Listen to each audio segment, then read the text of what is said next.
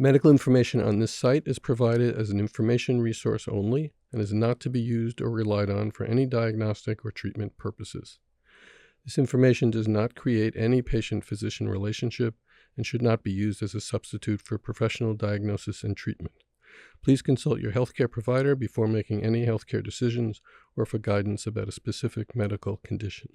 Doctors Ruhoy and Kaufman shall have no liability for any damages, loss, injury, or liability whatsoever suffered as a result of your reliance on the information contained in this site. Hi, we're back in the studio. I'm Eileen Ruhoy. David Kaufman, hi. We love it in the studio. Yeah, and it's so much better. I had a patient the other day tell me that when they watch us, they feel like they're amongst friends. Yeah. That they like us together in the room. It's very different from Zooming. It is very, very different. Yeah. I actually feel much more energetic this way. No, it really works. And it looks better. We have that great producer hiding behind the curtains. That's right. It's like Wizard of Oz. Right. Exactly. Did you see Wicked? No. Oh, you should. Yeah. Actually, it's a really good movie. But, there's the Wiz behind this curtain moving the strings. That's Blake. All right. So we are back for another episode of Unraveled. And today we thought we would tackle, or try to tackle, the best of our abilities, the glymphatic system, which we love. The glymphatic system. I don't know where we would be without our glymphatic system, frankly. We'd all be demented. The thing about it is, what you said is exactly correct, right? And yet, up until a few years ago, didn't exist. No, it didn't exist. Or at least we didn't know that it, we didn't know about it. I was thinking about it on my way over today, that it's so interesting in medicine how things that didn't exist are suddenly discovered, and everybody says, "Oh, look at that, glymphatics."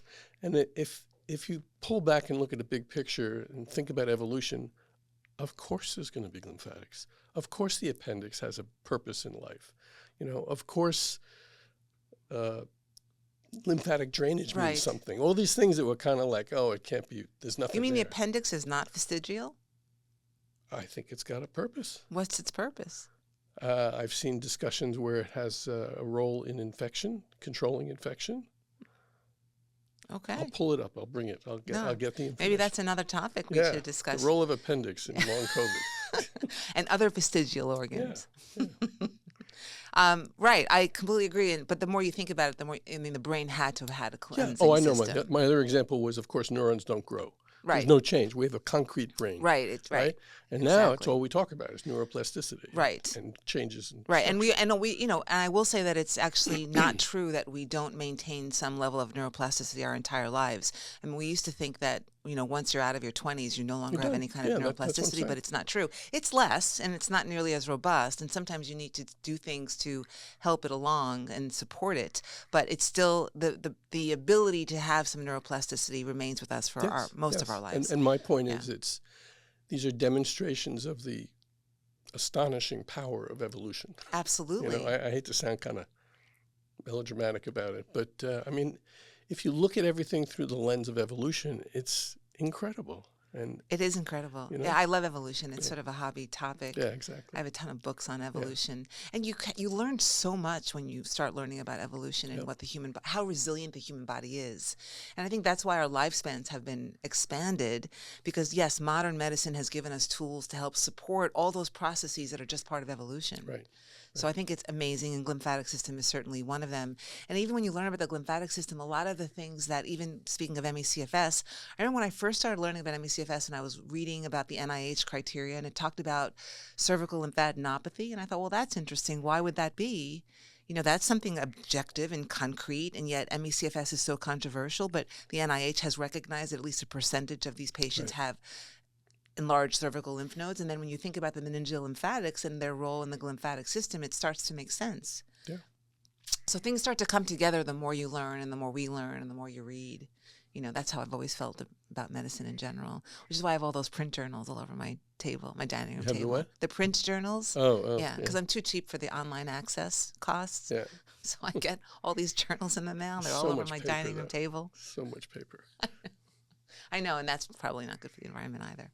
But I do love the glymphatic system. So yes, it's true. I would say 10 years ago we didn't know about it, we didn't really understand it, but we knew that something had to be helping the brain, and it is most efficient and most effective during sleep. And that is crucial, right? Crucial, because we always talk about sleep and how sleep is important and how we need to sleep. And the majority of our patients have some level of sleep disorder. Right. And some level of circadian disorder. But the glymphatic system is not efficient if we're not getting good sleep, specifically non-REM sleep stage 3, right, which, is very problematic for a lot of our chronically ill patients. And so not only do they have other symptoms and other concerns, but now their glymphatic system is not working. They're not cleansing their brain. They don't have a good water balance and transport of cellular debris and waste byproducts and clearance of these abnormal proteins like amyloid and tau and synuclein and even things like lactate, from metabolism itself from the brain cells. Sorry. Yeah, so the way I look at it is it's not just lymphatics. And in terms of our patients or in terms of us, in terms of people, healthy and not healthy, again, I'll say evolution. Our brain does not maintain its health simply from lymphatics. I think the issue is, if you use our patients as an example, they have microglial inflammation from viral infection or whatever. They have hypoperfusion from POTS, whether they feel dizzy or not. They have impaired autophagy, so their waste products build up all over their body, including their brain. And then they have dysfunctional lymphatics because they don't sleep. Right.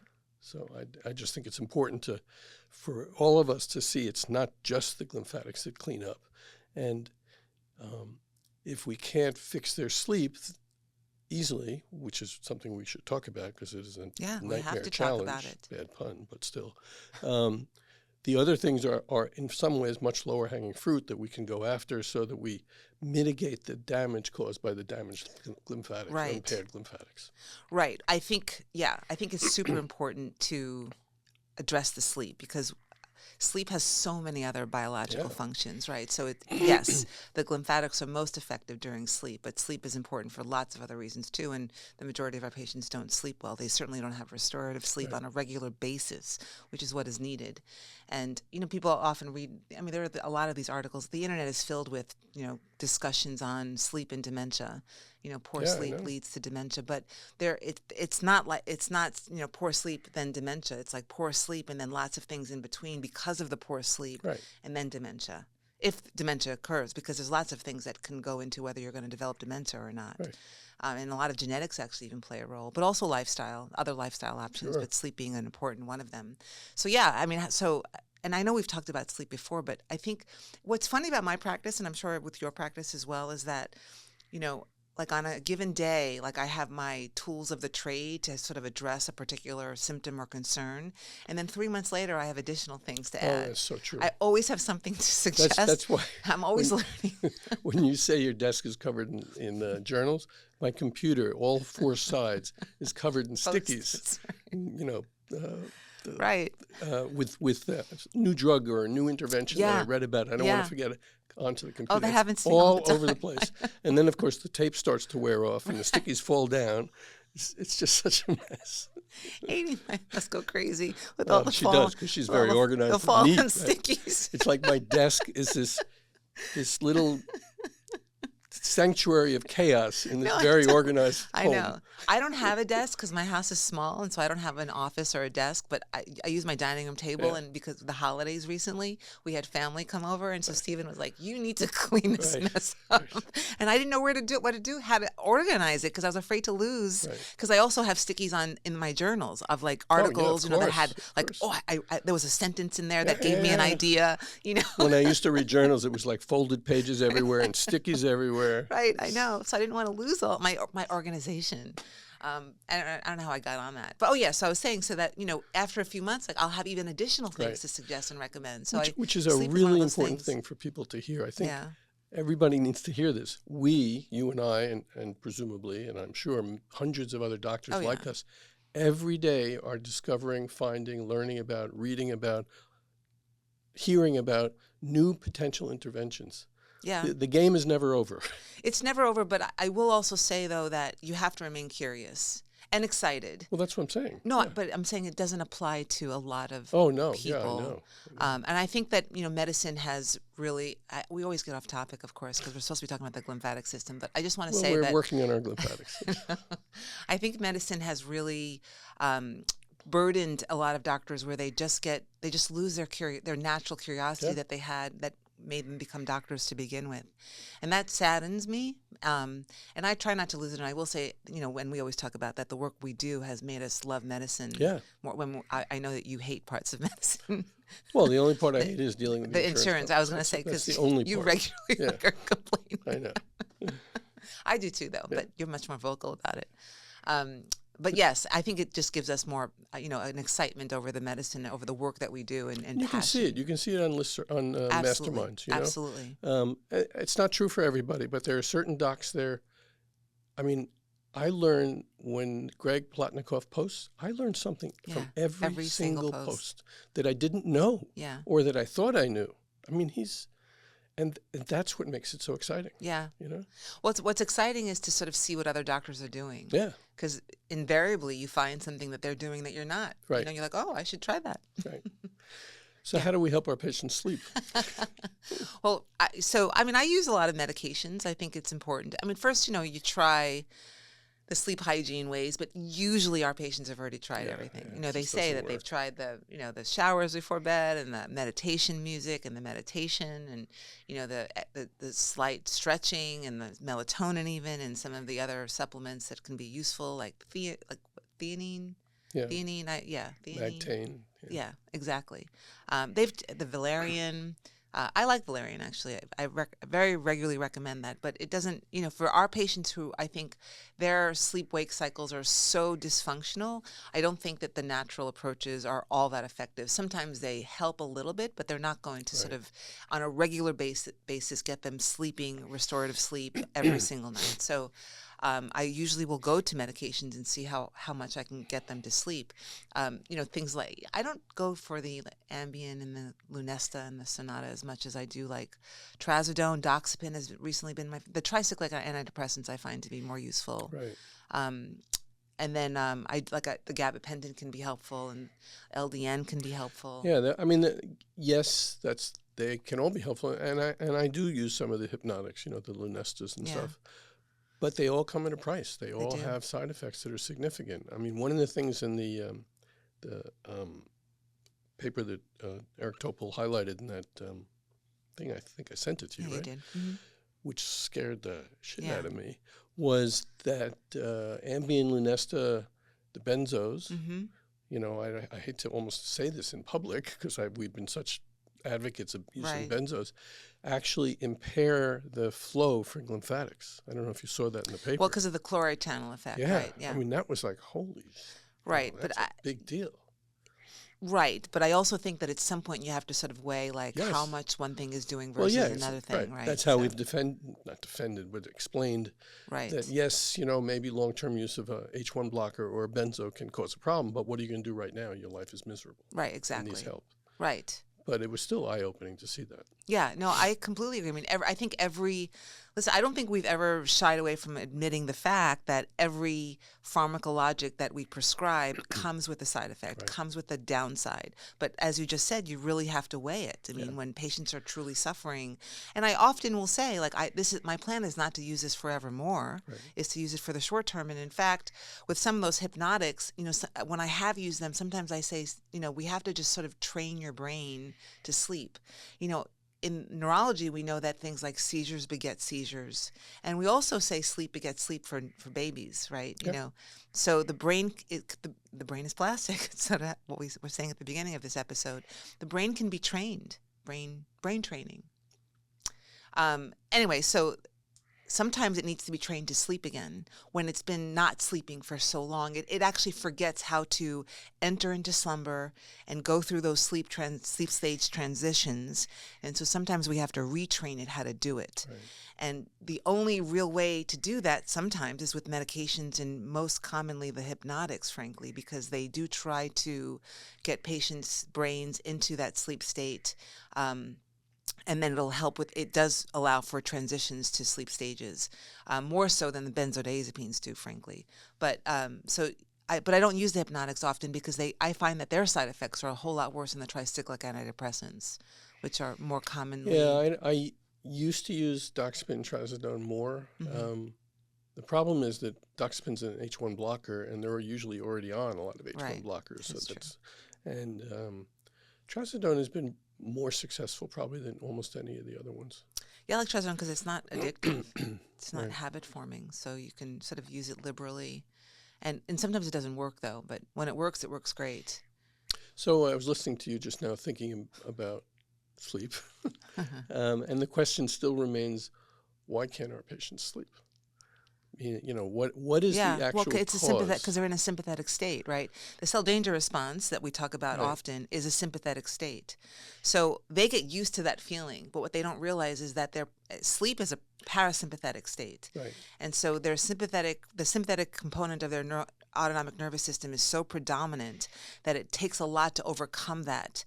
And so a lot of patients are being worked up for narcolepsy because what ends up happening is eventually the body can't take anymore, and it'll need to sleep. Right. And they'll have what is often referred to as nap attacks during the day. Yeah. And then they think they have narcolepsy. So what I was thinking in terms of what I just said is along the lines of what I said earlier with the glymphatics, but there's other things going on in our bodies and our brains. And this is a question, it's a hypothesis, I guess. Could the sleep disorder, which is a pathognomonic finding in every patient, Mm-hmm. I've never met a long COVID ME patient who doesn't complain about sleep, actually be almost a defense mechanism, a body defense mechanism, because of their POTS, hypoperfusion, autonomic dysfunction, microglial inflammation, reactivated infections, etc. And at least when they're lying down, some of those problems are mitigated, and so their brain doesn't want to sleep; it wants to stay awake because Right. finally I feel better. My brain, the Yeah. brain says I feel better. No, that's really interesting. I have no idea if that's true, No, but I wonder about it. That is a really interesting hypothesis. And as you were just speaking now, I just started to think about another hypothesis. So the aquaporin 4 channels, Yep. those water channels that are implicated in neuromyelitis optica, Yeah. which, by the way, I have seen I haven't done the statistics, so I don't really know the number, but I would estimate about 15 to 20% of my ME/CFS/long COVID patients have aquaporin 4 antibodies.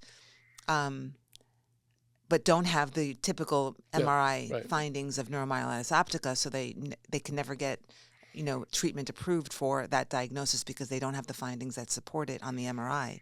But they have these antibodies, and they have, significant sleep problems, and their sleep problems sort of range, and they get these like brain zaps or these electric shocks of their spine when they're trying to fall asleep. So they are lying down is my point, but that's when their symptoms seem to flare, and that's what prevents them from falling into the sleep stage 1. Right. And so I wonder if the impairment of the water transport because of the antibodies to this particular water channel or not, or just the dysfunctional water channel, because the aquaporin 4 is implicated in the glymphatic system. It doesn't necessarily mean that there needs to be antibodies. I'm just rambling because I'm thinking out loud, which is not what this podcast should be. Me thinking out loud. No, I think actually it's pretty exciting to hear us think out loud. I don't know. Potentially. I think it gives people insight into how we work. Right. Because we don't know. Not even some of the answers. No, we don't. And therefore we might be completely wrong. We're always, too. Thinking out loud and kind of bullshitting together to try to figure it out, brainstorming together. Yeah, absolutely. So in turn back to sleep difficulty, I think antibodies probably play a big role, as we know they do in these two diseases. Right, but my point is, what if the sleep disorder is immune mediated? I guess. Yes, that's what I'm saying. Yeah, I'm agreeing. Yeah. Oh, okay. Yeah, I think we all talk about autoantibodies. Mostly, we talk about them in the context of POTS and autonomic dysfunction, sometimes mast cell, sometimes pain. But I don't think we've ever addressed or thought, or I've never even seen research related to sleep. Oh my God! What if this is all immune mediated? Because now I just thought of, in the past week, I spoke to 2 post-plasmapheresis patients, and I asked what improvements they had, and both of them said that they are sleeping better. So exact same Oh thing my happened to God. me yesterday. Oh my I God. had What a if this is patient. immune So it's actually mediated? very interesting. This is a little bit of a digression. So I've been somewhat disappointed initially in TPE and plasmapheresis because I think I expected like bam, but of course it's not bam. They don't get better overnight. And I had a guy in yesterday who's had 4 procedures, and he's very difficult to assess. And first he and his dad said, no, nothing's better. He still sleeps all the time. He's always fatigued. He does. And then I asked him again, and he said, well, actually I'm sleeping more deeply. I feel a little better when I sleep now, and my brain fog is a little bit decreased, and I feel like I do have a little more energy. It was like, I think assessing assessing the impact of plasmapheresis, as is true for most of our treatments, is difficult because the patients have so many problems that if you fix 2 out of 10, the other 8 overshadow how they feel. Yeah. And it's hard to tease out from Absolutely it them is. the success, okay? That plus the other paper, which I think I either sent you or posted on Blue Sky, right? That's what it's called. You're doing great on that, I'm by the way. trying. Where from the group at Charité, where you don't see benefit, most of the time the benefits don't even begin to show until 2 to 3 months, and on even as long as 6 months. Yeah. That's a really important Very discovery important. and finding. Very important. Anyhow, I got lost. Antibodies. The other thing I wanted to say is, and also maybe related to antibodies, and certainly to cell danger response, is the almost universal disorder of the hypothalamic pituitary adrenal axis, which is involved in sleep. Yeah, very much involved in sleep. And if you do a lot of saliva cortisols, which I do, not only do you see the curve distorted, flattened, not only do I see very low levels in the morning, often near zero, but at night I often see it go up. And that is so pathological. That's so abnormal. Right. And you can't sleep if your cortisol's up. It goes up in the morning specifically so you won't sleep. You get up and go hunting, That's right. So somehow the HPA axis is clearly involved. How we manipulate that or affect it is the question. How can we help? How do we help? What do you do? Well, it's easy to give hydrocortisone. Right, I was going to say, so is that what you very regularly often do? in the morning. And does that help them? Does that help them? It definitely helps them. Okay. Not every single patient. Okay. But if you read my notes, you'll see I usually try to comment on the benefits or adverse events of medicine, and I'll have comments in quotes like, oh yeah, that's great, literally, for hydrocortisone. I can wake up and start my day. The challenge is the nighttime. Yeah. So I've started using more phosphatidylserine. Okay. And I think it actually does help. Really? Yeah. I was pretty. Do you test levels of phosphatidylserine? No, I test the antibodies as APS workup, antiphospholipid syndrome workup. Right. Can you measure Well, I meant the antibodies. Yeah, I measure the antibodies.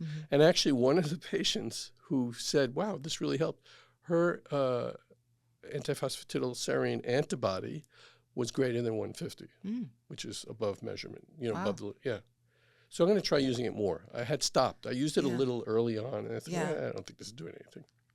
Oh, that's interesting, because I don't do as much of that as you do. And I do see that you order those cortisols a lot. I do. Yeah. It's part of my initial workup. Okay, I'm going to start doing that too. I have such a large workup that sometimes I'm always reticent to add something. Me too. I know. Because how much bigger can it get? And these poor patients, it's so much blood. Yeah. I break it down into different requisitions sometimes so they can just go, one day at a time. Right. Right. Do you do that too? Or Yeah, do you I'll let them do it. I let the phlebotomist do it or they do it. Yeah. So the glymphatic system, though, I think is super important because it balances, it exchanges between the CSF and the ISF, the interstitial fluid, and then it also just helps to buffer, it helps to maintain appropriate volume, the fluid, specifically fluid status of the brain, frankly. And the fluid status of the brain is so important, and that's why we have diagnoses like elevated intracranial pressure, spontaneous intracranial hypotension, hydrocephalus. Like there's all kinds of diagnoses that relate to the fluid status of the central nervous system, because things just don't work well when the fluid status is off kilter, and the glymphatic system is tasked with trying to maintain appropriate ion and fluid transport. And I think that if it needs to be functional, and it requires functional aquaporin 4 channels. We know that. It requires restorative sleep, specifically non-REM sleep stage 3. And so I think if we can focus in on, and I also think that, what I've been doing is, when I do a lumbar puncture, I test for these proteins, and I feel that it's a way of assessing how good their glymphatic system is, because these are, for the younger patients, and I think that if they were sleeping well, they should not have any of these. Should be no elevation. Right, exactly. So they're not. I mean, the glymphatics are also cleaning up. They're removing waste products and toxic stuff and all that. Not just the fluid management. Right, but absolutely. I mean, it's the cleansing system of our brain. I hate that word cleansing. It sounds like putting the brain on very explanatory fasting diet. But but it's the cleansing system of the brain, and I don't think there's anything more important, frankly, especially for our chronically ill patients. And the other thing is, frankly, so I keep using the word frankly, frankly, is that the brain is the most metabolically active organ of our body, and we need to take care of it. We need to support it, and we need to allow appropriate blood flow so that the brain cells, the glial cells, the neurons can get appropriate blood supply. And if there's a lot of waste byproduct that's, clogging it up, and if there's an abnormal fluid ion balance that's clogging up, which comes from neuroinflammation, then it's not going to get optimal blood supply, and it's not going to get optimal delivery of the oxygen and all the nutrients that those cells need for substrates and cofactors. And so, it's important that we get the glymphatic system working. And, there's lots of different things. So one is to work on their sleep, of course, which is important because they need to get to sleep for it to be functional at all. The other, sometimes I even just think about, it dumps it into the meningeal lymphatics, which then goes into the cervical lymph node chain. So I wonder even if lymphatic massages of the head and the neck can be helpful, just to sort of move things along, because sometimes then you can create sort of a gradient that can help pull things out. Well, there's certainly, the therapists doing the fascial counterstrain, that's what they believe 1,000%. Right. That they can, do right, that exactly. work. And I'm sure there's truth to that, I'm sure there is. I mean, they talk about how they can move the dura, which I don't. But going back to what you were just saying, and it's partly going back to what I was saying earlier, it's not just the glymphatics. And I think it needs to be said 100 times that the brain is the most metabolically active part of our body. And at the same time, it is a kind of sanctuary. It's kind of metabolically and chemically separate because of the blood-brain barrier, and we evolved many mechanisms to keep it healthy and keep it clean, keep it everything working well, and all of those things, perfusion, hormones, glymphatics, other things, they're all interconnected and they all work together. Right. And we can probably afford to have one breakdown or be less efficient, but as soon as more and more are a problem, then everything starts to fall apart. So again, to me, I would say fixing glymphatics is key, but fixing the other stuff is super of course. key. Well, speaking of the blood-brain barrier, one, it's disrupted from the mast cells. And two, again, back to the aquaporin 4, they're present on the astrocytic end feet, which is part of the blood-brain barrier.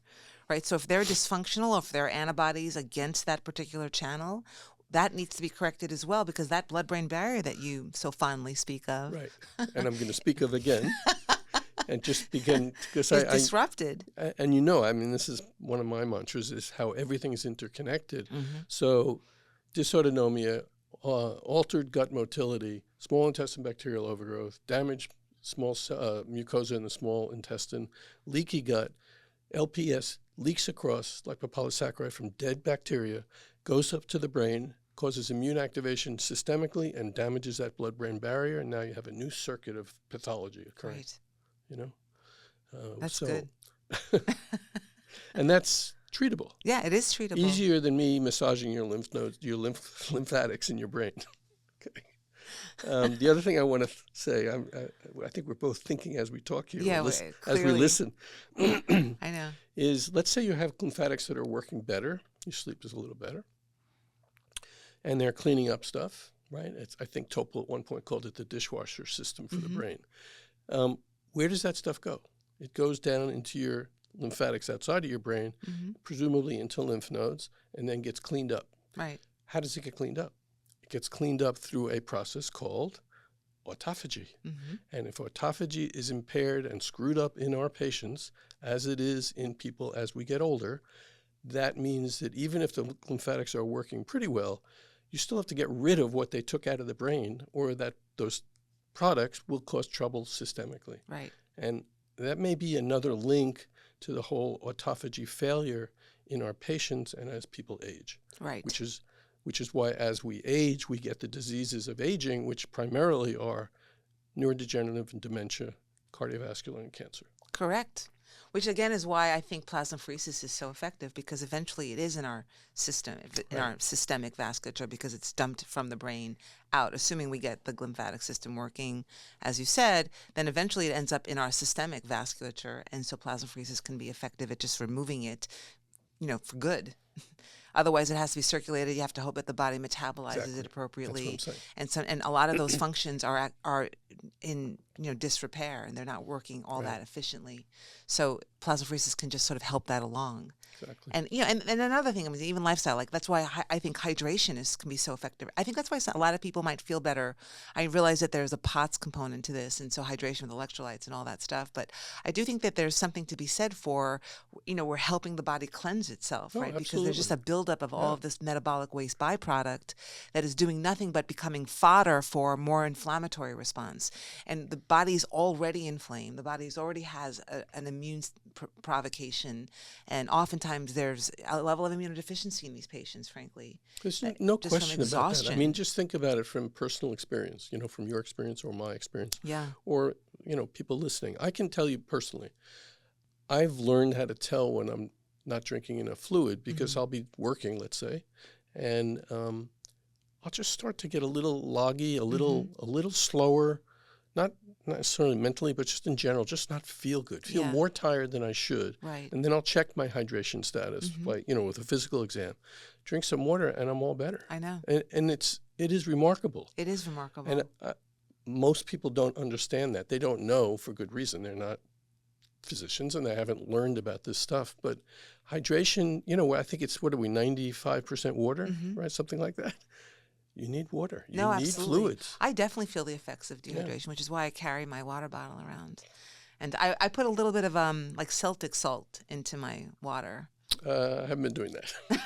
So that's just but free and water? I check constantly. There's simple technique the to turgor. check. Skin turgor, right. Turgor. It's so accurate. Look at my turgor. Even in my old skin, it's Look at accurate. my turgor. Check your turgor, everyone. Yeah. See, I don't mine's have good. turgor. I have good turgor. Yeah, you have good turgor. Lack of turgor. Good turgor.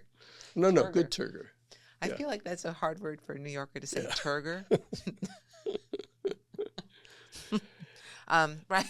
So there's another piece of the sleep linked to lymphatics, which is immensely unfair and frustrating for our patients, and that is that we know that being physically active helps sleep at night. Yeah. So our poor patients are not able to be physically active. They're often stuck in bed or lying down on a couch. And in a sense, why wouldn't they have trouble sleeping from a purely metabolic, physical energy usage perspective? And I don't know the solution to that. I don't know either, except to acknowledge that that is a piece of the puzzle, because, as you know, a lot of them will go to doctors who say, well, you need to go for a walk. Yeah. You need to get outside. You need to go do things. You can't just sit in your house. And the patient would if they could, but and they feel very invalidated when doctors say that. So I think we acknowledge that they can't, that it just makes them feel worse when they do any even minimal physical activity. And so, but yes, it does contribute to the, and I've said this before, and I know you've heard me say this, and I think anyone who are subscribers to our Patreon page, I've said this, but, I think we focus a lot on the sleep part of it, but the truth is we're circadian beings, and so there's the sleep-wake, and in fact, the physiology is actually fascinating. And but that's part of the pathology in our patients. Their circadian rhythm is that's exactly where I was going. Completely distorted. Go ahead. No, go. No, I mean that's one of the big problems. That was my point, right? It's a whole circadian problem. It's not just that they don't sleep, right? It's a circadian problem, and and the wake part of the circadian cycle can help the sleep part, but their wake part is also dysfunctional. Right. So, Right. and that's something that, I think is important for other doctors to understand, that they can't be, and I try to sort of simulate it the best, we can with patients. I say, can you eat your meals on a routine, basis, like on a, get a rhythm going during the course of your day. It doesn't necessarily need to include any level of activity, but whatever it is that you do during the course of the day, whether it's talking on the phone to your mother or having a meal, or even going to the bathroom, frankly, any kind of rhythm or routine you can get during the course of a wake cycle can help a little bit towards the sleep part of the cycle, because we're all, we're circadian, and every cell has a circadian clock, especially our brains. Yeah. Our brains thrive on the circadian rhythm. In fact, that's why, I very regularly recommend, if you can just sit outside and just allow your eyes to be exposed to morning light, that can set up that circadian rhythm. And over time, that can help a lot. It can help sort of settle into that rhythm, so that the sleep wake is a little bit more understood and embraced by the body. And sometimes it helps a little bit. I mean, obviously it's not going to move mountains for these patients, but I feel like any little bit of guidance that I can give, that's obviously not taking a bunch of drugs, can be useful for these patients. Yeah. I think another impact from the difficulty in exercising, and I really should say difficulty in moving, because it's not even exercise. I mean, I have patients who can't really go for a walk. Yeah. Is that we often talk about how it's important to move in order to help the return of venous blood to the heart from the legs, but we forget that all of that movement also pumps the lymphatics. Right. And again, we need that flow and change, because that's how the body cleans itself and manages, establishes homeostasis. That's right. That's kind of what this is all about, is homeostasis. And again, I think that is why the fascial counterstrain people really are onto something. I agree. In terms of manipulating the lymphatics. Manipulating is not a good word. Helping the lymphatics. Yeah. And maybe there are ways we can counsel better how to have movement without thinking of it as exercise. Like I will often say to patients who feel bedbound, at least, flex your ankles, and Right. move your legs Right. around, have somebody else move your legs around, Yeah, passive movement is also good. Because I suspect part of the sleep disorder is that because systemically or peripherally things build up that then interfere with sleep. Things, meaning toxic waste Yes, stuff. they absolutely do. Yeah. And even with these compression syndromes that so many of our patients have, I often think about how, the vasculature just all connected in the body, and, compression anywhere ultimately results in the slowing of blood flow everywhere, right? And then that further complicates lymphatic drainage and lymphatic exchange. And so it's like there's so many things working against these patients. And I think that's one of the reasons why it's so poorly understood and so not well accepted, these diagnoses, because it's almost like, how could this be? Well, But that's because what they have too happened. many things going on. Right. Too many things But wrong. they're all interconnected, as you often say. I And, know. and we make those connections, and we sort of show how it's connected. And I feel like when we explain it, it makes complete sense. Right. But yet other doctors, don't want to. So I was talking, believe. I've been sending a lot of patients to Denver for interventional radiology studies with MIPS. And I was speaking to Brooke Spencer 2 days ago about a patient. And we kind of got into this long talk about this discovery of these syndromes. I mean, she knows about it. But I think seeing it in our patients is eye-opening for her as well. And I mean, basically every single patient I have referred has May-Thurner syndrome. Every single patient. Mine too. Granted, it's a selected population, but I mean, how could I bat 100 like that over and over and over? It's not me. It's this pathology. And what we were talking about is what you were just saying. Having an obstruction that impairs return of blood to the heart doesn't just cause a problem with return of blood to the heart. Right. It causes a problem everywhere. It causes brain fog. It causes organ dysfunction. It causes muscle dysfunction.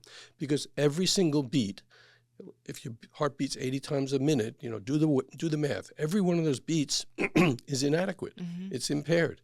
And every time it's impaired, minute by minute by minute, more garbage builds up in the body. Right. More oxygen is not properly exchanged for carbon dioxide, et cetera, et cetera, et cetera. And then you have a patient. Yeah. You have a person that we take care of as patients. It's kind No, of a it's true. I mean, when mind-boggling I discovery. think about it, sometimes I can't even get past it, like with a certain patient. You know, when I know that they have iliac vein compression, like I can't get past the fact that their entire blood flow now is compromised because it likely has existed for a long period of time. And then they also have POTS, and I think, okay, well then every beat doesn't have appropriate blood volume, right? So not only is it not flowing well, but now the heart's not beating out enough blood because doesn't have appropriate time for filling because it's beating too fast. Exactly. And then I think about the impaired cerebral blood flow. It becomes a little overwhelming about where to even begin sometimes with patients. You know, where to even begin. Well, I mean, honestly, until Steve Smith started writing about it in Masterminds, I didn't know a thing about this. This is totally new to me. Yeah.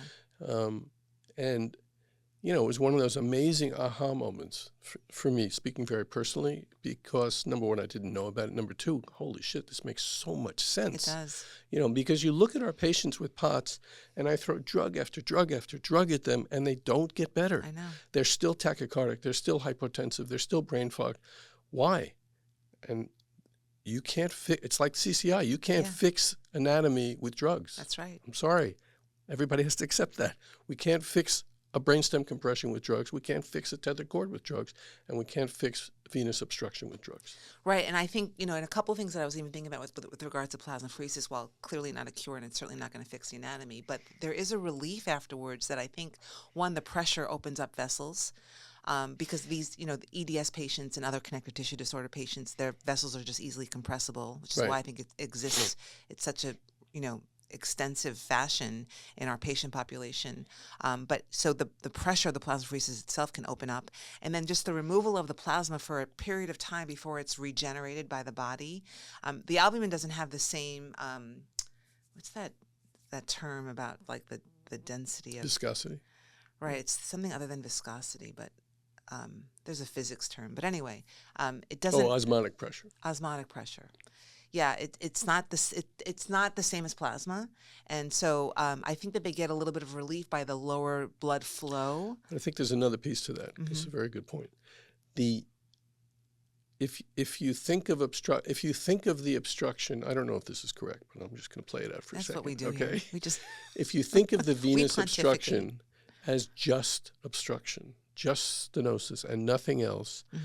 That doesn't fully explain what's going on, in the same way that we have learned that MALS is not just arcuate ligament blockage. It's actually a secondary ganglion inflammation, a ganglionitis at the celiac or mesenteric, depending on the location. That's the etiology of the pathology. Correct. That's what's causing it. That's absolutely true. And so in the venous obstruction in the abdomen and pelvis, there's probably a significant component of inflammation surrounding the vein and structures, et cetera. And then you do plasmapheresis, which does what you just said with removing the plasma. But when you reinfuse the albumin, that has its own anti-inflammatory properties. And it does. There's actually a lot of PubMed literature on that. Yeah. And I think that may play a role in it as well. That's really fascinating. I love what we do. Me too. I like pontificating because I always hope that there's some researcher out there listening and that something that one of us says like sparks like an idea, like something that they'll study. Right. You know, that's... We got to get them to listen. We went to YouTube, but you're not listening. We have almost 1,000 listeners. Yeah, we need 100,000. I know. We do. I know we do. We'll get there. We just went to YouTube. Yeah, I know. And we just started posting Very to impatient YouTube. guy. I know. And we're going to have to close down the Patreon page, by the way, because do you know that they only stop billing for a month at a time? So we have to constantly that's what's happening. Yeah. So we have to constantly go on and like stop billing and then and then it resumes and then I have to that stop. or keep it open at a different fee for a different, maybe $1. you know, something. I mean, we have to figure out how to either move those videos or... Yeah, I know. I'm going to write them a nasty we can't lose that stuff. That'd be terrible. It would be horrible because we did it. We own it. So anyway, so I think, right, so glymphatic system, incredibly critical for our well-being and overall aging process. Because as we age, of course, we have a lot more proteins, you know, misfolded proteins that build up. We have a lot more metabolic waste byproduct and cellular debris with, you know, oxidative stress as we age. So we And need to fix our lymphatic system. and it's definitely a stay tuned phenomena because this is Yeah. very new. I mean, the research and understanding of lymphatics is kind of like where we were 50 years ago for hypertension and cardiovascular disease. I mean, there's so much to learn that hasn't even started yet. It's absolutely. literally just discovered, right? Right, within the last 10 years. Yeah, but in medicine, that's like yesterday. No, that is Everything like so yesterday. And slow. also, I mean, the fact that it was discovered doesn't mean we understand everything about it. Right. In fact, we probably understand only 20% Right. of it. That's what I'm saying. Even the anatomical components of it, we don't really understand. You and, know? and I'm sure some, big pharma science, research R&D group appropriately is looking at lymphatics and looking for drugs that can work on those aquaporin pores, et cetera, and close them or open them, whatever's necessary. And that's the way progress works in medicine. You discover the anatomical event, right. then you look at for receptors and druggable targets, and then they discover their drugs. And we can be as negative as I often am about big pharma, but without them, we'd still be in the caves, I agree. I mean, I think that just in terms of just like dementia syndromes, I mean, the whole advent of anti-amyloid therapies, when I first came out of residency training, like I never imagined that we would have that option to actually have drugs that would gobble up the amyloid for these patients. So that's a real exciting development. So yeah, so as I too am anti-big pharma because I feel like if big pharma can't make money in something, then everything is just sort of considered to be, useless, which we both know is not true. Right. But they do offer some really good treatment options for patients for at the very least to slow down progression of disease, if not reverse it and hopefully cure it, which is exciting. I wonder if the GLP-1s affected lymphatics and that's why they help.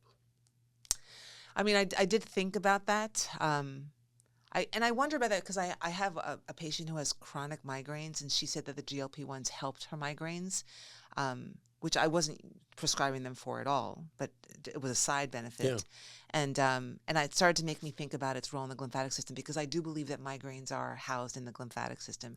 I think when you have enough shit that builds... Finally, you did it. We could say shit on this. Well, I've been saying it, but you never say it. That's not true. I'm the biggest cursor there is. I do think that causes migraines in a lot of our patients who have chronic migraines. I don't think it causes every migraine, but I think that's a reason for chronic migraines. And so when she said that the GLP-1 helped, she basically hasn't had a migraine in a month now, which is unusual for this patient. She has them every day with aura, frankly. So she was at risk of stroke and things like that. But I started to think about the glymphatic system and the GLPs. They are an amazing class of drugs. I mean, I'm using them a lot. So am I. What benefits are you seeing with them? Decreased mast cell. Mm-hmm. Yeah, that's a big decreased one. fatigue. That's one of the indications that I prescribe it. Yeah. I mean, just sort of globally, I see benefit. And do you use it with metformin, or just alone? I mean, often they're already on metformin. Mm-hmm. I'm not giving it for insulin resistance specifically. Right. Usually, I'm giving it specifically because it helps with all these inflammatory illness that they have. Right. Are you using it at weight loss doses? No, I start at very, very low.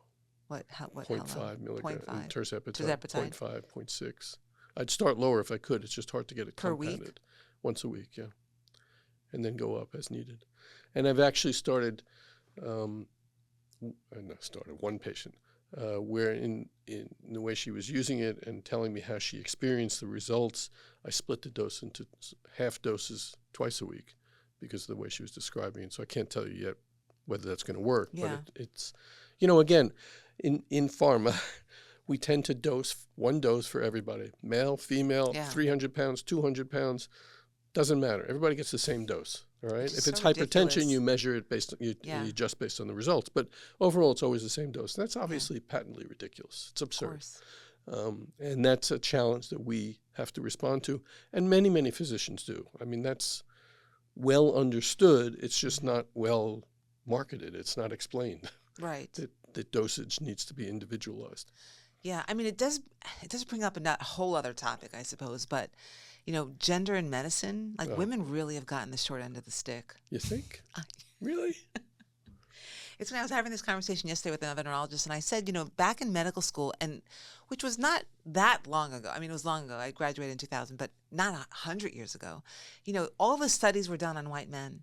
Yeah. And so there was this, without even realizing it, like we were indoctrinated to believe that most of these diseases applied to white men, and it wasn't like an intentional thought on our part. It was what we were trained, because we were being shown these studies, and it said like 50 male, patients with disease A, Yeah.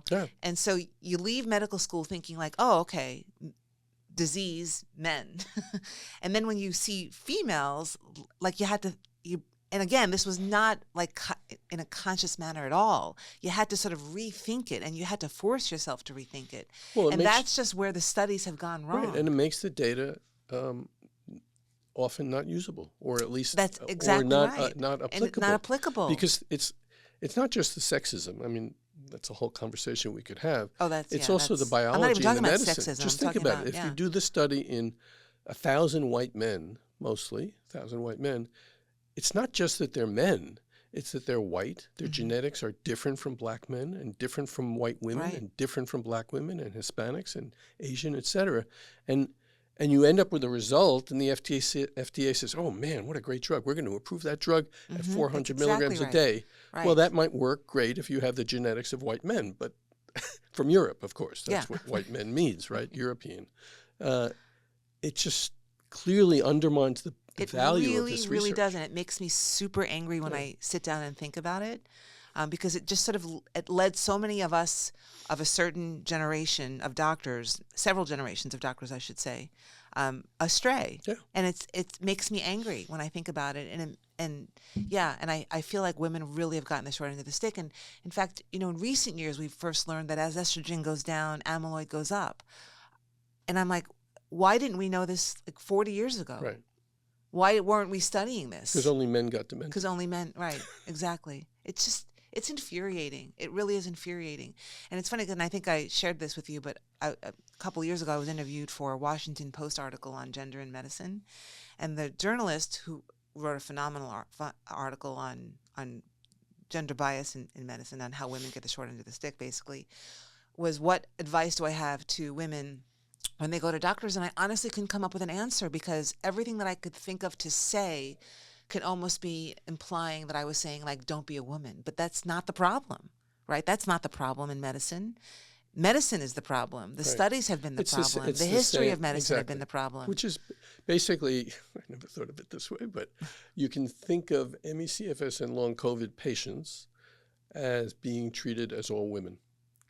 Meaning medicine ignores them. That is so true. And they treat those patients the way they have often treated women throughout the decades and century. Including myself. Like, I remember my whole experience. Like, I was not taken seriously for a single second. Yeah. I was told that I was working too hard, that I was anxious, that I was stressed, that I missed my family. I mean, I did miss my family, but that was something that was said to me, that I knew too much. You know that. Like, what the fuck? I know too much, so Right. therefore that's why I'm having my symptoms. Right. Yeah. Like, it was so insane.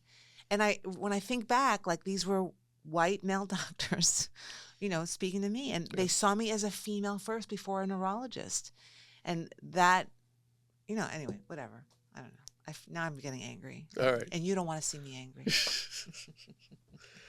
So glymphatics, one more piece of the puzzle. Yeah, one more important piece of the puzzle. Very though. important Very piece. important. So yeah, we'll continue to sort of read about the glymphatics and any new research and bring it to you. This is your resource. Actually, we want to be your resource for all new things that have to do with complex and chronic illness. And so we promise you, we make a vow to you to keep up. You're looking at me like, what are you about to say? No, I was about to echo what you're saying, and even take a bigger step and say, it is the reason I joined Blue Sky, which was a huge leap for me, is specifically because I wanted to start posting papers, because I read constantly, and I sit there alone saying, "Oh my God, listen to this," Right. and I that is call the an benefit 80 of or social whatever, media. and it's like, wow, I want to share this. What you just said was the reason why I actually got on social media, because I was reading stuff that I had epiphanies about, and I'm like, and I'm looking around my living room like, who do I tell this to? Exactly. And I would write to you an email, or I would Right. come to the office and tell you about it. Right. But you want to sort of share it with other people who would appreciate it, and including patients, by the way. Yeah. So So yeah, that is a benefit of social media. I agree. If you can ignore like some of the other stuff about it. So it's partly I'm saying this as a kind of invitation Yeah. to those of you who watch us. Right. Look on Blue Sky, because I'm posting, you're posting. Yeah. We can have ongoing conversations We about can. this stuff. And we promise to do more YouTube. We hopefully we'll do a lot more YouTube videos where we actually update on things that we've read and things Right. that we've tried and bring it to you. So let us be your resource for that. All right. Well, thank you very much. Another wild and crazy episode. Wild and crazy episode. So long. Bye.